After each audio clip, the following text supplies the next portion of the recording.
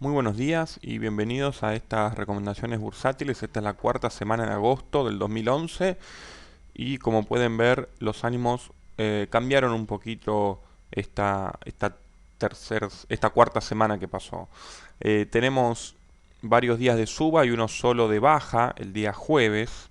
Fíjense que el lunes fue un día de rendimiento neutro, pero el martes fue un día muy bueno para el mercado, 3,43%, movimiento ascendente que fue ratificado el día miércoles con 1,31% de suba, el jueves una corrección del 1,5%, pero el viernes otra nueva alza del 1,51%.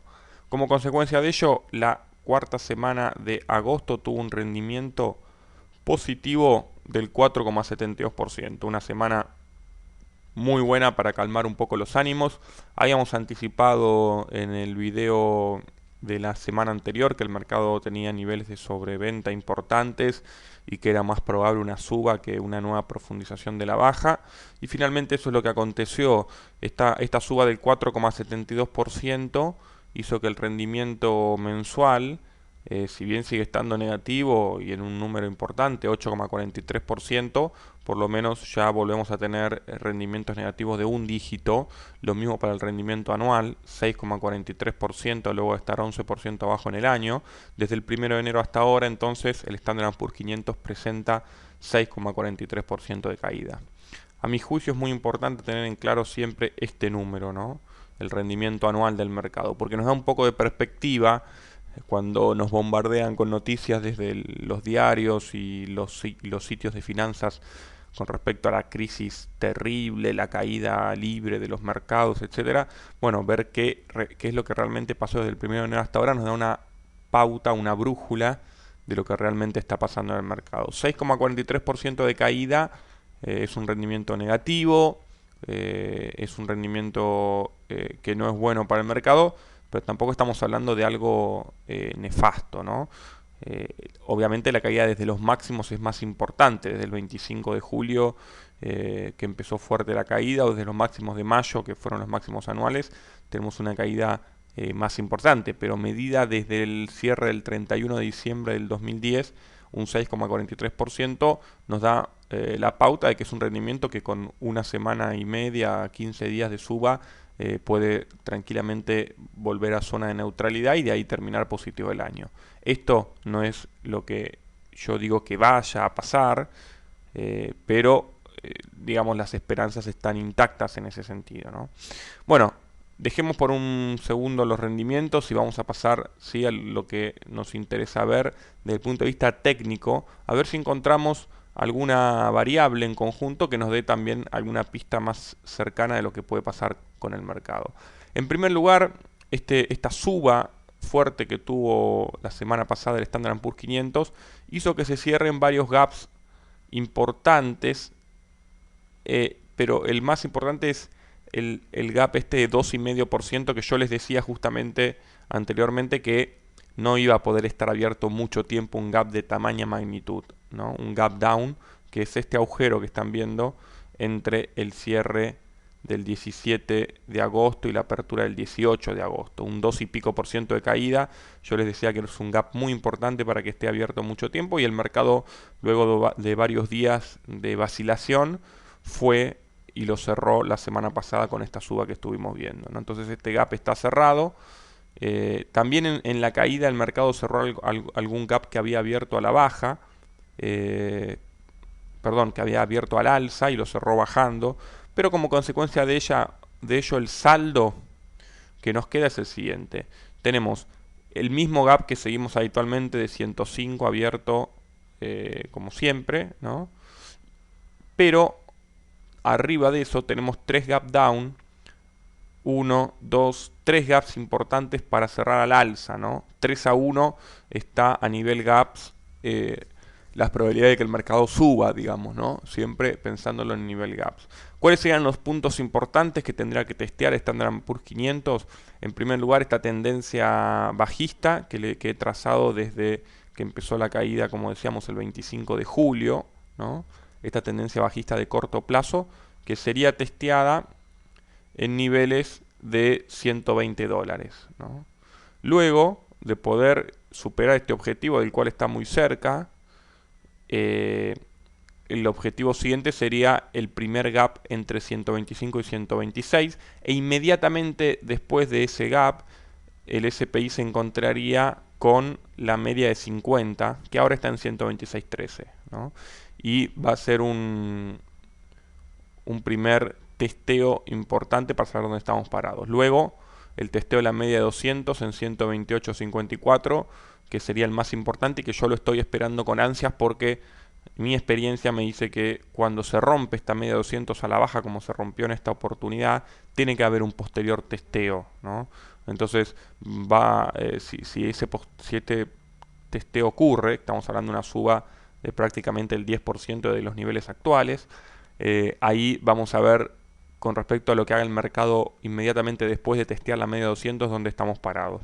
Si la testea y se da un movimiento fuerte a la baja, entonces las cosas se pueden poner más complicadas, pero si la testea y logra colocarse por encima, entonces podríamos llegar a tener un buen fin de año y un buen último trimestre.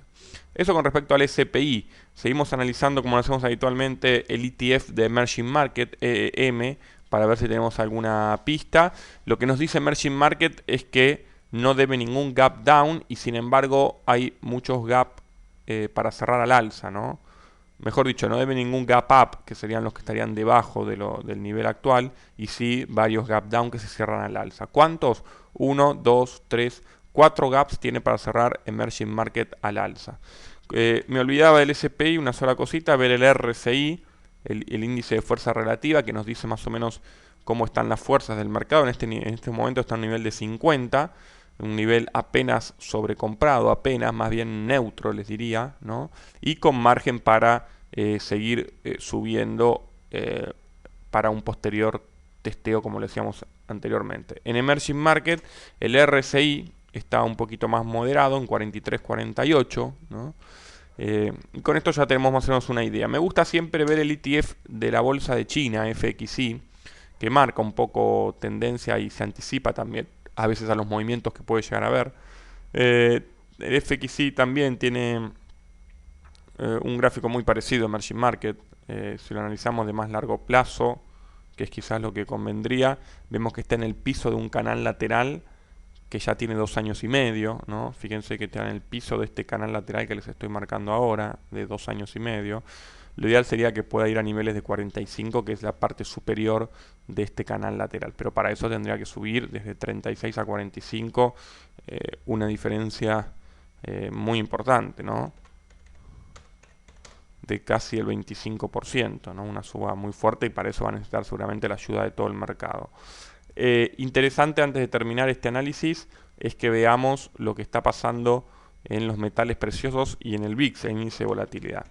El oro, GLD, que lo seguimos habitualmente, luego de tener una corrección fuerte y estar casi en la zona de cierre del primer gap que está debiendo a la baja, se las pudo ingeniar para pegar un fuerte rebote, estas dos velas verdes que estamos viendo, ¿no? Y llegar de nuevo a niveles de 177.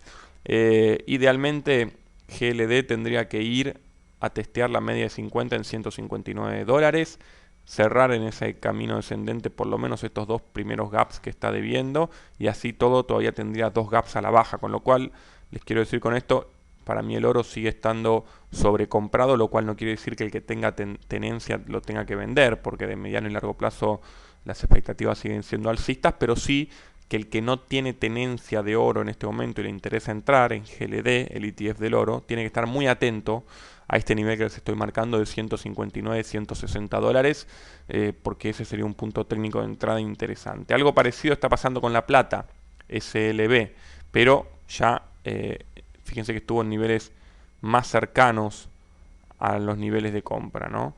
37.45 o si se quiere 38 dólares sería para mí el precio justo de entrada y tuvo un valor muy parecido a 38 dólares hace un par de días.